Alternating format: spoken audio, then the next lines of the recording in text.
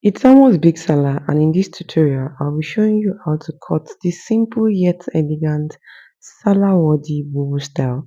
This Bubu might look so simple but it's so beautiful and elegant, like it can elevate your look from like 10 to 100, especially when you sew it with a luxurious fabric like the one that you are seeing on your screen. My name is Oluwatosin. In case this is the first time you're seeing my channel and you're welcome. To all my return subscribers, you're also welcome.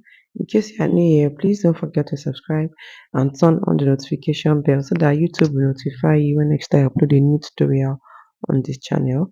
So I made this very simple yet beautiful and elegant bubu, and I just thought to share the tutorial on how I was able to make this bubu. This bubu has a joining on the shoulder, is not a cut together shoulder, and you can see that it has a round neckline and also a keyhole neckline.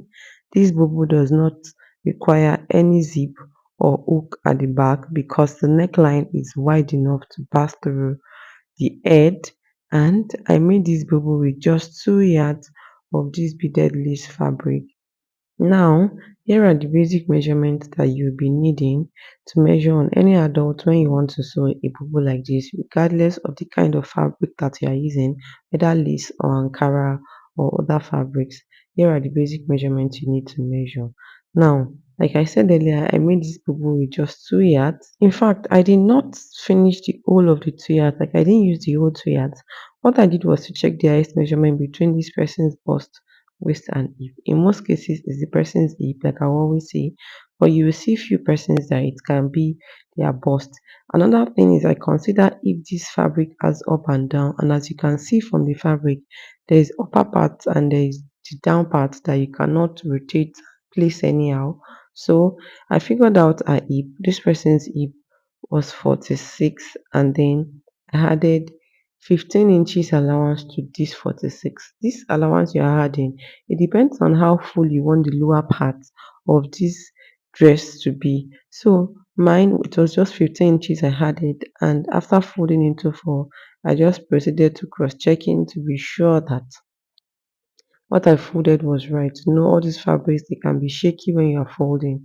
So after folding, from the part that there's no joining, I measured to the part that there's one opening. And what I measured was the back. The back in this case is going to start from like center of the neckline to the sleeve length, because there's joining on the shoulder, but there's no joining on the armhole. Like the sleeve is not cut together. So after measuring the shoulder divided by 2, I mean from the center of the neckline to the sleeve length, I measured it on my fabric while on fold of 4. Then I proceeded to slanting the shoulder line. Then I divided the armhole by 2. I added half inch and I marked as. The next I did was to divide the bust by 4. Then I'll be adding 3 inches allowance. One and a half is for sewing, one and a half is for ease. You know, it's not supposed to be tight on whoever is putting it on. Then I'll connect it to the armhole that I marked earlier. The next is to mark out the waist divided by 4. Then I'm going to be adding 3 inches allowance as well. And then I'll be connecting it to the bust, then to the armhole that I marked earlier. So what is next is from that point, I'm just going to extend my hand outwards. So for the neckline, it's a round neck, front and back, except that the front has a keyhole neckline. So for the neck width, I'm using 7 on fold of 2, 3.5. And then for the neck depth, I'm using 1.5 for the back. I had to cut front and back together first. After cutting out the fabric, I'll still go and recut the front neckline to a wider round neck and then a keyhole neckline. So majorly what I did was to cut out at this point. If at this point you are still with me and you've not subscribed, please consider subscribing, and don't just subscribe, turn on the notification bell so that YouTube will notify you when next time I upload a new tutorial on this channel. Now, for the length, I had to use all this length, the net parts of the lace inclusive, because I don't want it to be short. But the only thing I did is, if you checked the video that I played at the initial stage of this tutorial, I had to cut out some patterns of this lace from the remaining fabric, and then I untacked it on the net part so that everything will just blend together. So now I've shifted the back aside and I proceeded to working on the front neckline. For the round part, I used neck depth of 6 and I marked out the round neck. Then for the keyhole, I used neck depth of 2. From the 6, I measured 2 inches downward and then I marked out the keyhole neckline. Then I proceeded to cutting it out.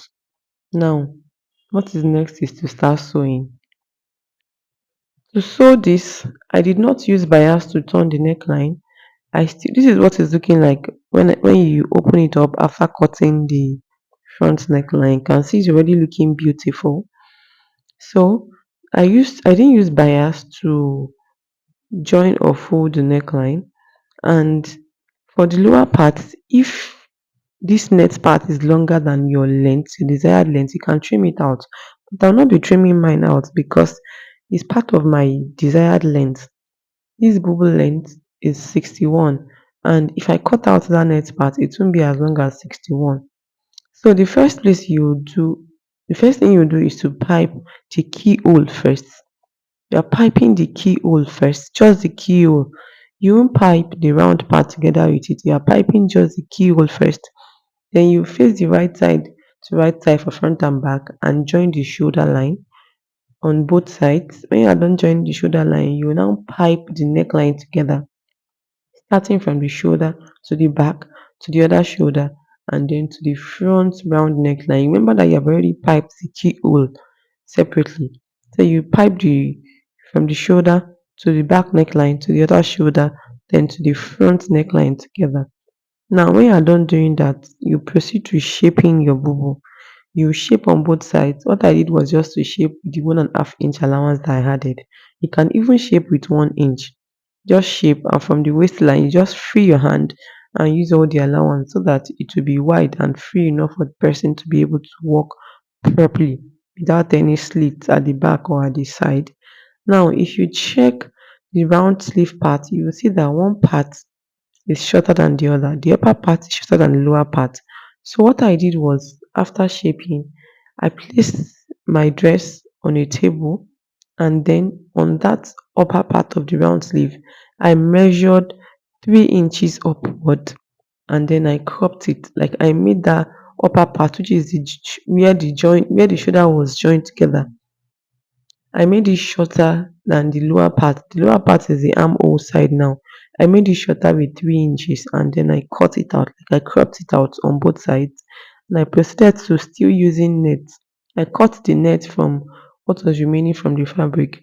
And in case you don't have any fabric left to cut out net from, it's not as if you cannot use bias to pipe the neckline and the round sleeve. It's just that, I feel that when you use the net, it's softer. It blends more than when you're using bias. That bias used to give it like a darker shade or a darker effect. I don't know if you understand what I'm saying. But what I used to pipe necklines like this most times is net. Even if there's no net from the lace, I just go to the market and buy net, two nets that is the shade of the lace, and then I cut strips from it and use it to pipe the neckline. I prefer that to using bias. And that is it for how to cut and sew this beautiful, simple yet luxurious kaftan or bubu dress that you are seeing on your screen. Considering that Big Salah is almost here, I've been uploading Salah worthy styles. I've been uploading tutorials on how to sew beautiful Salah worthy styles on my channel, and the videos in these two boxes are some of them. You can click on any of the two boxes, they take you directly to the videos. You can also check the description box of this video. I have links to a lot of tutorials on outfits that are Salah worthy. Don't forget to subscribe. Thanks for watching. See you in the next video. Bye.